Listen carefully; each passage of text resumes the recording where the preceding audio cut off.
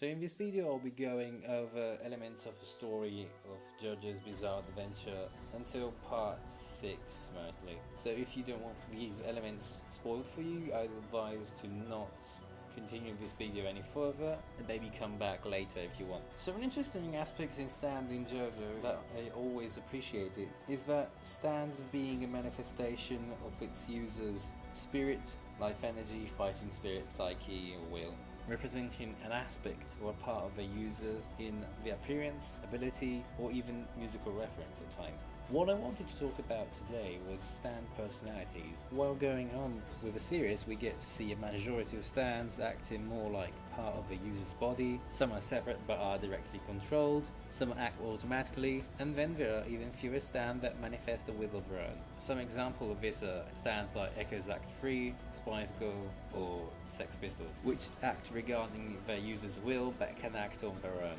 or Dragon's Dream or Cheap Trick, which can even ignore or harm the user according to their will. A thing that is usually noted of these kind of stands is that the users don't tend to be able to control them or are learning to do so, like in Trish's case, in which Spice Girl is giving her a tutorial in stands, or Echo's Act 3, who explains its ability. My idea on some of these is that at times Hirohiko Araki couldn't just have the character just know what the ability was or have them do so, and so some of these stands just explain their power. I say this because in Origin it seems that stands were supposed to manifest traits of agency, while later on these became more of exceptions. If we look even at the first stand we see in the series, Star Platinum, in its first appearance is actually acting outside of Jotaro's direct control, while trying to appease his needs, bringing him stuff, or even Hierophant Green, which, as stated by Kakyoin, doesn't like open spaces, which would hint at a higher grade of autonomy. I wouldn't go much further on this, but in general, this is a concept that it would be interesting to see more, and just to imagine how much it would work. Try to imagine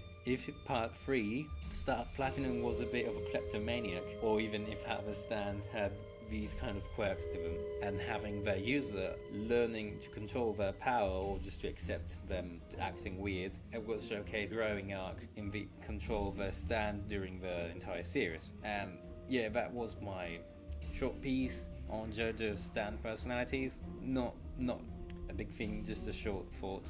But in general, it's just to start a conversation about this kind of aspects of the story that sometimes don't get talked about too much. So I hope you liked it, and yeah, and I hope to see you in another video maybe. Bye.